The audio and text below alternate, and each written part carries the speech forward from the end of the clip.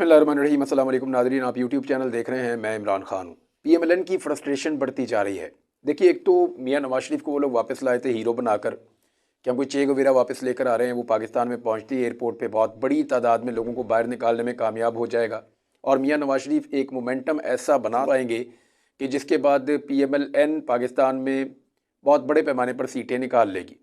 लेकिन फिर आपने देखा कि लोगों ने पीएमएलएन के बयानिए को भी मुस्तरद किया, मियां नवाज शरीफ साहब की वापसी को भी मुस्तरद किया और ऐसा लग रहा था कि पूरा जोर लगाने के बावजूद, तमाम रियासती मशीनरी को इस्तेमाल करने के बावजूद पीएमएलएन को लोग सपोर्ट नहीं कर रहे।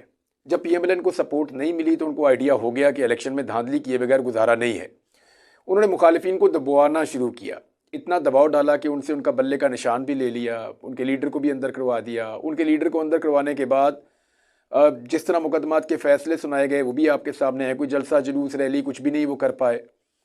कागजात नामजदगी तक छीन लिए गए, बंदों को फारिग कर दिया गया, क़यादत को भागने पर मजबूर कर दिया गया, इलेक्शन कंपेन करने ही नहीं दी गई, इलेक्शन वाले दिन धांधली की गई और बाद में टका के धांधली करके बड़ी मुश्किलों से पीएमएलएन अब 80 सीटों पर अब तक भी नहीं पहुंची। जबकि पाकिस्तान तहरीक इंसाफ बहुत सारी सीटें गंवाने के बावजूद 90+ पे अभी भी खड़ी है। ये मैं कौमी असम्बली की बात कर रहा हूँ। सूबाई असम्बलियों के ऊपर अभी हम बात नहीं कर रहे, आने वाले दिनों में उन पर भी हम बात करेंगे। नून लीग की अब फ्रस्ट्रेशन बढ़ती जा रही है। देखिए, एक स्टेटमेंट दिया कमिश्नर रावलपिंडी ने, लियाकत चट्टा ने। लियाकत चट्टा के स्टेटमेंट के बाद बनता तो ये था कि पाकिस्तान तहरीक इंसाफ के मौक़िफ़ की तायीद हुई थी तो तहरीक इंसाफ की क़यादत बैठती और बैठकर एक प्रेस कॉन्फ्रेंस करती है और वो बैठकर कहते हैं कि जनाब हमारे साथ बड़ी ज़्यादती हुई है। लेकिन हमने ये देखा कि इलेक्शन कमीशन भी जल्दी नहीं बोला, जिनके ऊपर एलिगेशन लग रहा था। बाकी लोग भी नहीं बोले। काजी फ़ायद ईसा साहब जो माजी में ये कहा करते थे, जब भी रिपोर्टर सवाल करते थे, मुझे अच्छी तरह याद है, तो काजी फ़ायद ईसा साहब अपने मुंह पे ऐसे उंगली फेरते थे जैसे मैंने मुंह के ऊपर जिप लगाई हुई है। ये एक इशारा होता है कि मेरा मुंह बिल्कुल बंद है, मैं बोल नहीं सकता क्योंकि मैं जज हूँ। तो काजी फ़ायद ईसा साहब जब एक छोटी ओहदे के जज थे तो वो अपने मुंह के ऊपर यूं करके इशारा करते थे और कहते थे मैं बोल नहीं सकता क्योंकि मैं जज हूँ, जजों के फैसले बोलते हैं। फिर हमने देखा कि वाकई काजी फ़ायद ईसा साहब के फैसले बोलना शुरू हुए और काजी फ़ायद ईसा साहब के फैसलों ने ऐसी घिनौनी बोली पाकिस्तान के अंदर कि पाकिस्तान के लोग जो हैं वो अब तक उन फैसलों का दुख मना रहे हैं। हमारी अदलिया की तारीख के ऊपर स्याह धब्बे लग गए हैं जो फैसले काजी फ़ायद ईसा साहब ने दिए हैं। 3 अहम फैसलों के ऊपर मैं इसी व्लॉग में बात करूंगा जिसकी वजह से पाकिस्तान आज यहाँ खड़ा है। लेकिन आ जाए इस बात पे कि काजी फ़ायद ईसा साहब को भी मीडिया से बात करनी पड़ी और उस मीडिया से बात करनी पड़ी जिसे वो वैसे इजाज़त ही नहीं देते, यूट्यूबर्स वगैरह को। और काजी फ़ायद ईसा साहब उन्हीं के सामने अपनी पोजीशन क्लियर कर रहे थे। मुझे उन्होंने बताया कि जब काजी फ़ायद ईसा साहब हमें ऑफ द रिकॉर्ड मिल रहे थे तो वो जानते थे कि लियाकत चट्टा कौन है और उसने क्या इल्ज़ाम लगाया है और क्या सूरत हाल है। लेकिन जैसे ही हमने कैमराज ऑन किए तो वो एकदम अनजान बन गए और उन्होंने अनजान बनने की एक्टिंग की जो वहाँ मौजूद एक रिपोर्टर जो मुझे बता रहे थे उनके लिए भी एक हैरत अंगेज़ चीज़ थी। चीफ जस्टिस के ओहदे पे कोई शख्स है तो वो इस तरह का काम तो नहीं कर सकता कि वो ऑफ द रिकॉर्ड कुछ और हो और जैसे रिकॉर्ड पे आए वैसे ही कुछ और हो जाए। तो ये बड़ा अनफॉर्चुनेट है, यानी उनकी शख्सियत के अंदर ये एक पहलू ऐसा है जिसको सुनकर मुझे भी दुख हुआ। अब मामला ये है कि पीएमएलएन की फ्रस्ट्रेशन बढ़ती जा रही है, बजाय इसके कि तहरीक इंसाफ खुश होती और वो इसके ऊपर प्रेस कॉन्फ्रेंस करती। अभी वो सोचो विचार में थे कि पीएमएलएन ने उसके ऊपर प्रेस कॉन्फ्रेंसेज करना शुरू कर दी और बयानियाँ बनाना शुरू कर दिया। नून लीग और उनके सहाफ़ियों ने हत्तुल इम्कान कोशिश की कि साबित किया जाए कि ये शख्स इमरान खान का वफादार और इमरान खान का करीबी है और पाकिस्तान तहरीक इंसाफ से इसके ताल्लुकात हैं। कुछ ने ऐसा ऐसा झूठ लिखा कि बहुत अजीब सूरत हाल हो गई और अब पता चल रहा है कि इनके नून लीगियों से बहुत करीबी ताल्लुकात हैं हमजा शहबाज के साथ, जो स्पेशल ब्रांच की आपको पता है रिपोर्टें वोटें बनती हैं। वो इस किस्म की रिपोर्ट भी एक मौजूद है, कहीं किसी डिपार्टमेंट ने बनाकर रखी हुई है, आला अफसरान को भेजी हुई है। उसमें लिखा हुआ है कि नून लीग के बहुत करीब है, हमजा शहबाज के बहुत ज़ेर साया रहा है, हमजा शहबाज की निस्बत से इनको बड़ी अहम पोस्टिंग्स मिलती रही हैं, ये सारा कुछ है। अब पीएमएलएन सारी की सारी मिलकर इस आदमी को करप्ट साबित करना चाह रही है। तो ब्यूरोक्रेट तो आप कोई भी निकाल लें, ज़्यादातर के अंदर आपको कोई ना कोई प्रॉब्लम मिल जाएगी। बहुत कम ऐसे हैं हीरे जो करप्शन नहीं करते, बेईमानी नहीं करते, वो ज़्यादातर ओएसडी रहते हैं, अहम पोस्टों के ऊपर वो नहीं आते। तो ये जो अटैक किया एकदम पीएमएलएन ने और प्रेस कॉन्फ्रेंस वो करना शुरू हो गए, उसमें उनके मुंह से झाग निकल रही थी। यानी मैंने पीएमएलएन की जो लीडर्स हैं, जो लोग प्रेस कॉन्फ्रेंस करने आ रहे हैं, उनको इतना तज़ब्ज़ुब में, बेचैनी में और परेशानी में कभी नहीं देखा। यानी उनके मुंह से झाग उड़ रही थी, गुस्से के अंदर उनको समझ नहीं आ रहा था कि वो क्या कहें, अल्फाज का चुनाव उनको नहीं हो पा रहा था कि वो किस तरीके से सूरत हाल को टैकल करें। अल्लाह अल्लाह करके धांधली कर करके वो थोड़ी सी सीटें उन्होंने इकट्ठी की और इकट्ठी 13 सीटों के ऊपर एकदम नकब लगी है। नकब लगने का मतलब ये है कि वो जो 13 सीटें उन्होंने चोरी करके इकट्ठी की हैं वो उनसे वापस छिन सकती हैं।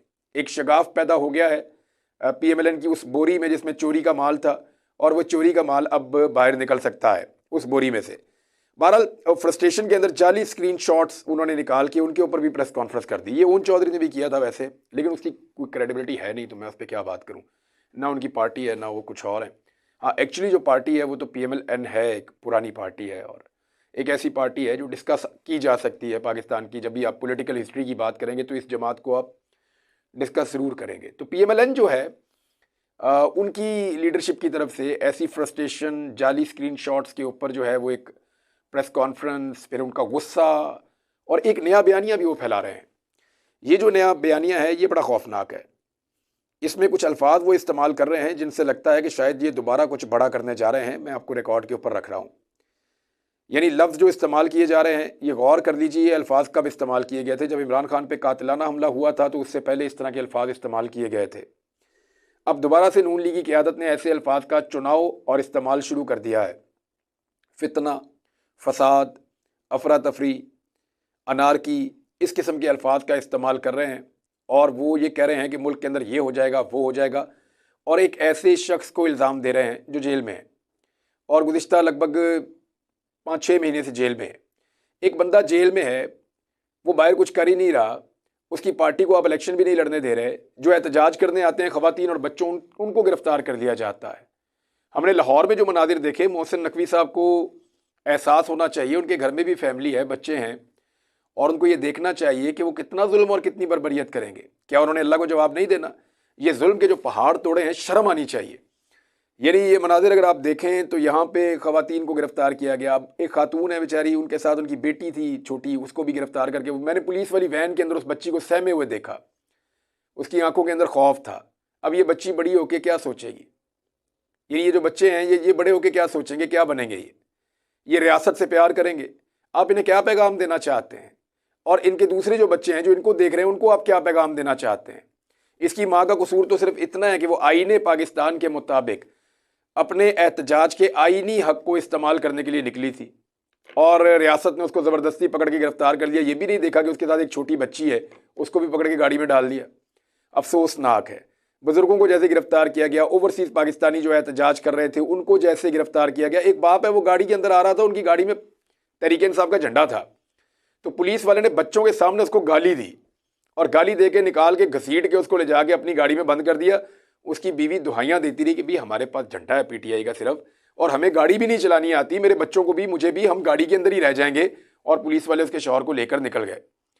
यानी इस किस्म की चीज़ें तो हमने पाकिस्तान में कभी नहीं देखी थी। शर्म तो आती थी पुलिस वालों को, गैरत भी आती थी, लेकिन इस लेवल पे जाके इतने क्या ये मजबूर हो गए हैं? इनको एहसास भी नहीं हो रहा, इन्हें तरस भी नहीं आ रहा आवाम के ऊपर, और लोग अपना आईनी हक इस्तेमाल कर रहे हैं। उनके खिलाफ जो है इस किस्म की हरकतें, अभी पीएमएलएन ने जो मैं आपको कह रहा था कि बयानिया जो शुरू किया है उसमें सर कलम होना चाहिए इमरान का, यहां तक पहुंच गए हैं।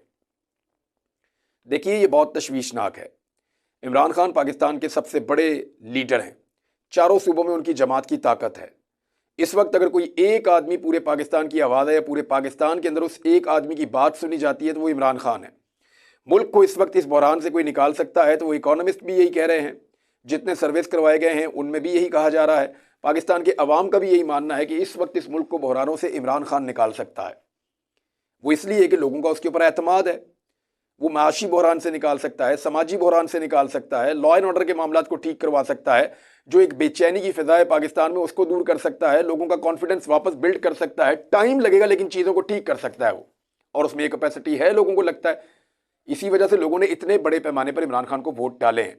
अब एक ऐसा लीडर जो जेल में है और एक ऐसी जमात जिसकी हुकूमत बनने वाली है, जो हुकूमत में लाई जा रही है, बस आप यही समझ लें, उस जमात के तर्जुमान ने जब ये कहा कि उसका सर कलम कर दिया जाए तो समझ लीजिए कि इमरान खान की जान को खतरा है। ये जो हुकूमत बनने जा रही है, इस हुकूमत से इमरान खान की जान को खतरा है। अगर इमरान खान को कुछ भी होता है तो मरियम औरंगज़ेब का ये बयान पीएमएलएन के गले का फंदा बन जाएगा, और इस लेवल के ऊपर कभी नहीं जाना चाहिए कि इस किस्म के स्टेटमेंट्स दिए जाएं। फ्रस्ट्रेशन अपनी जगह पे, क्योंकि इलेक्शन वो हार गए हैं, ज़बरदस्ती उन्होंने सीटें इकट्ठी की हुई हैं चोरी का माल जो है उनका पकड़ा जा रहा है। अब उल्टा चोर को कोतवाल को डांटे तो वो शोर मचाना शुरू हो जाते हैं। ये फ्रस्ट्रेशन ज़रूर निकालें, लेकिन एक लेवल तक जाएं, उससे आगे ना जाएं। क्योंकि अब फजलुर रहमान साहब ने जो स्टेटमेंट दिया उसकी तस्दीक राजा रियाज साहब ने भी कर दी है। राजा रियाज साहब जो हैं वो नईम भट्ट साहब से बात कर रहे थे, सीनियर जर्नलिस्ट हैं।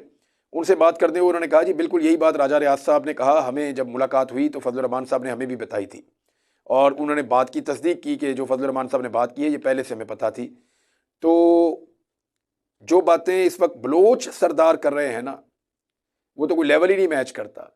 यानी अगर आप सुने, मैं तो वो बात कहना भी नहीं चाहता। जो बात महमूद खान अचकज़ई साहब कह रहे हैं, जो बात अख्तर मेंगल साहब कह रहे हैं, जो बात रईसानी साहब कह रहे हैं, और जो बातें बलूचिस्तान के नौजवान कह रहे हैं, मेरे ख्याल में रियासत पाकिस्तान को होश के नाखून लेने चाहिए और ये धांधली वाला सिलसिला रोक कर लोगों के दुखों का मदावा करना चाहिए, और लोगों को उनका जो इस्तिस्वाब राय का हक है कि उन्होंने खुद फैसला करना है अपने मुल्क का और अपने मुस्तकबिल का, वो उनको लौटा देना चाहिए। और उसका सबसे आसान तरीका फॉर्म 45 है। PMLN के लोग ये तो कहते हैं कि धांधली नहीं हुई, लेकिन जैसे ही उन्हें कहा जाता है कि अपने फॉर्म 45 ले आएँ तो वो फॉर्म 45 लाने से इनकार कर देते हैं। जबकि पाकिस्तान तहरीक इंसाफ के लोग, आज़ाद उम्मीदवार दीगर जो हैं वो भी, जमात इस्लामी के लोग, तहरीक लब्बैक के लोग, और इसके अलावा दीगर आज़ाद उम्मीदवार जैसे मुस्तफ़ा नवाज खोखर हैं, उन्होंने कहा जी मैं ले आता हूँ फॉर्म 45, इसके ऊपर फैसला कर लें। मैं 2 सीटें हारा हूँ और 2 सीटें पाकिस्तान तहरीक इंसाफ जीती है, लेकिन ज़बरदस्ती ये किसी और को जितवा दी गई, PMLN को फ़ायदा दिया गया। तो अब यही एक तरीका रह गया रियासत के पास कि वो इन चीज़ों को वापस ठीक इस तरीके से कर सकती है। लेकिन छापों का सिलसिला जारी है। एक छापा पड़ा है कमिश्नर साहब के अपने PA के घर के ऊपर, और उनके एक रिश्तेदार को गिरफ्तार कर लिया गया है। ज़रा इसके ऊपर आप गौर कीजिएगा। कमिश्नर चट्ठा वो एक एलिगेशन लगाता है और फिर वो गिरफ्तार हो जाता है। एक तो इल्ज़ाम लगाने के ऊपर गिरफ्तारी, ये मुझे समझ नहीं आ रही। गिरफ्तार कर दिया गया, मेरी इत्तला के मुताबिक अभी तक मुकदमा दर्ज नहीं किया गया। फिर एक चीज़ और हो रही है कि कमिश्नर जो है वो छापे उससे मुताल्लिका लोगों पर क्यों मारे जा रहे हैं, क्योंकि कुछ लोग ये क्लेम कर रहे हैं और सोर्सेज ये कह रहे हैं कि कमिश्नर लियाकत चट्ठा के पास उनके मोबाइल फ़ोन में और दीगर डिवाइसेस में कुछ ऐसा रिकॉर्ड मौजूद है जिसके ज़रिए वो साबित कर सकते हैं कि धांधली करवाने के लिए अहकामात कहाँ से आ रहे थे, कौन दे रहा था और कितना दबाव था। ख़ुसूसन इलेक्शन कमीशन के हवाले से, या अभी कुछ लोगों ने इशारा किया कि मॉडल टाउन में PMLN का एक दफ्तर है, वहाँ से क्या अहकामात आ रहे थे और दीगर जगहों से क्या अहकामात आ रहे थे, वो तो जो रिकॉर्ड है कमिश्नर लियाकत चट्ठा का वो वहाँ से फराहम कर सकते हैं। और लियाकत चट्ठा कोई कमज़ोर आदमी नहीं है। मेरे ख्याल में अगर उसने ये सोचा है और ये ज़मीर की आवाज़ पे अगर किया है तो फिर लियाकत चट्ठा के पास ज़रूर ऐसे सबूत मौजूद हैं जिनको वो अदालत में पेश कर सकता है। और इसीलिए लियाकत चट्ठा को एहतियातन गिरफ्तार किया गया और उसके बाद छापे मारे जा रहे हैं मोबाइल फ़ोन छीनने के लिए, डिवाइसेस को काबू करने के लिए। देखना होगा कि लियाकत चट्ठा के पास क्या है और वो क्या चीज़ पेश करते हैं। अच्छा, ये थे कमिश्नर रावलपिंडी। जो RPO रावलपिंडी हैं वो भी छुट्टी पर चले गए हैं, 15 दिन की छुट्टी लेकर।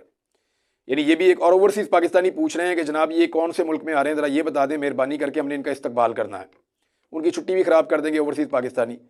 लेकिन मामला ये है कि RPO रावलपिंडी का इस तरह अचानक छुट्टी पर जाना और कमिश्नर का जो है वो इस तरह का एक बड़ा पोल खोल देना, ये चीज़ें कहीं एक रास्ता तो नहीं खोल रही कि दीगर जो ब्यूरोक्रेट्स हैं, बाकी सब लोग वो भी इसी रास्ते पर चल पड़े। क्योंकि ROs जो हमने रात के देखे बैठे हुए कि वो एक प्रेस कॉन्फ्रेंस कर रहे थे, तो वहाँ भी 2-3 सवाल पैदा हो गए। एक ये कि इन ROs को इकट्ठा किसने किया, या ये इकट्ठे कैसे हो गए, इन्हें ये ख्याल कैसे आया कि हम सबको इकट्ठे होकर एक प्रेस कॉन्फ्रेंस करनी चाहिए। इनकी बला से जो कमिश्नर जाने और हुकूमत जाने और इलेक्शन कमीशन जाने, इनके ऊपर तो इल्ज़ाम भी कोई नहीं लगाया। ये इकट्ठे कैसे हुए, मीडिया को किसने बुलाया, इन सबका मीडिया से क्या ताल्लुक था, फिर इन्होंने इकट्ठे होकर एक जगह बैठ के एक टाइम पे प्रेस कॉन्फ्रेंस कैसे की, और उसके अंदर जो इनके चेहरे हैं वो सारा सच बोल रहे थे। बेचारों के मुंह उतरे हुए थे, डरे हुए, सहमे हुए, परेशान किस्म के वो ROs थे। लेकिन इसके बावजूद जो है उनसे एक प्रेस कॉन्फ्रेंस करवाई गई और उन्होंने एक प्रेस कॉन्फ्रेंस की है। अब आ जाए इस बात पे, छापे शेर अफजल मरवत के घर पे छापा पड़ा, वो ज़ख्मी भी हो गए हैं। अली अमीन गंडापुर का अभी तक कामयाबी का नोटिफिकेशन नहीं आया। भारत खैबर पख्तूनख्वा के कामयाबी के नोटिफिकेशन MPS के आ रहे हैं। अली अमीन गंडापुर का लटकाया गया है। मेरे ख्याल में रीज़न यही है कि वो इमरान खान के वजारत आला के उम्मीदवार हैं। PSL के हवाले से खबर आ रही है कि जो पाकिस्तान क्रिकेट लीग हो रही है उसमें जो नौजवान हैं वो इमरान खान के नारे लगा रहे हैं, तेरा यार मेरा यार, कैदी नंबर 804। फिर एक वो लगाते हैं कि मरियम के पापा चोर हैं, ये वो नारा लगाते हैं। इसके अलावा दो चार और नारे हैं वो लगाते हैं। तो वो क्रिकेट का मैदान है, वहाँ पे क्रिकेट होनी चाहिए, लेकिन वहाँ पे अब क्योंकि पाकिस्तान में सियासी शऊर इतना ज़्यादा आ गया है और हाल ही में इलेक्शन हुआ है, तो ऐसे में नौजवानों की जहाँ पे भी बड़ी तादाद इकट्ठी होती है। सुबह हम नाश्ता करने के लिए गए थे एक होटल में, यहाँ लाहौर में है, हाजी चने वाले बरकत मार्केट में। उधर लोग नारे लगा रहे थे, यानी वो लोग अपना नाश्ता भी कर रहे थे, नौजवान जहाँ इकट्ठे होते हैं वो नारेबाजी शुरू कर देते हैं। वो भी हम सुन रहे थे, सुबह देख रहे थे। तो जब क्रिकेट के मैदान में नौजवान इकट्ठे हुए तो वहाँ पे भी उन्होंने नारेबाजी की। भी पुलिस ने आके उनके साथ जो है वो सख्ती भी की, वहाँ की इंतज़ामिया ने उनके साथ मार कुटाई भी की है, उनको खींचातानी भी उनके साथ की है। अब एक कंपेन चल रही है कि PSL का बाइकआउट कर दिया जाए पाकिस्तानियों की जानिब से। देखें, ये पाकिस्तान का गेम है और हमें इसको प्रमोट करना होता है। हालात कैसे भी हों, कितने भी मुश्किल हों, हमें अपने मुल्क को किसी जगह पे भी नुकसान नहीं पहुंचाना। PSL की बाइकआउट करने की बजाय आप अपना एहतजाज ज़रूर रिकॉर्ड करवाएं, और उसके 100 और तरीके हैं, लेकिन कोई ऐसी चीज़ ना की जाए। पूरी दुनिया के अंदर लोग देखते हैं, हमारे ये मैचेस जितने ज़्यादा लोग देखेंगे दुनिया में उतने ज़्यादा मकबूल होंगे और हमारी ये गेम उतनी ज़्यादा आगे बढ़ेगी। हुकूमत आज ये बन गई है, ज़बरदस्ती बनाई गई है। हो सकता है ये हुकूमत संभाल पाए शहबाज शरीफ, या हो सकता है ना संभाल पाए। हो सकता है कोई और हुक्मरान आ जाए, पाकिस्तान तहरीक इंसाफ की सीटें वापस मिल जाएं, वो हुकूमत में आ जाएं, बहुत मुमकिन है। तो ये PSL भी इधर ही रहेगा, मुल्क भी इधर ही रहेगा, क्रिकेट भी इधर ही रहेगी, क्रिकेट के फैंस भी इधर रहेंगे। जहाँ तक फैंस हैं उनको चाहिए कि वो मैचेस देखें, और जहाँ तक हुकूमत है उनको बर्दाश्त करना चाहिए कि लोग कोई भी नारा लगा सकते हैं। पाकिस्तान में डेमोक्रेसी है, आज़ादी इज़हार राय है, कोई आदमी कोई भी नारा लगाना चाहे तो उसको नारा लगाने से रोकना नहीं चाहिए। काजी फायद साहब ने जो 2-3 चीज़ें की हैं वो चीज़ें मैं आपको अगले वीडियो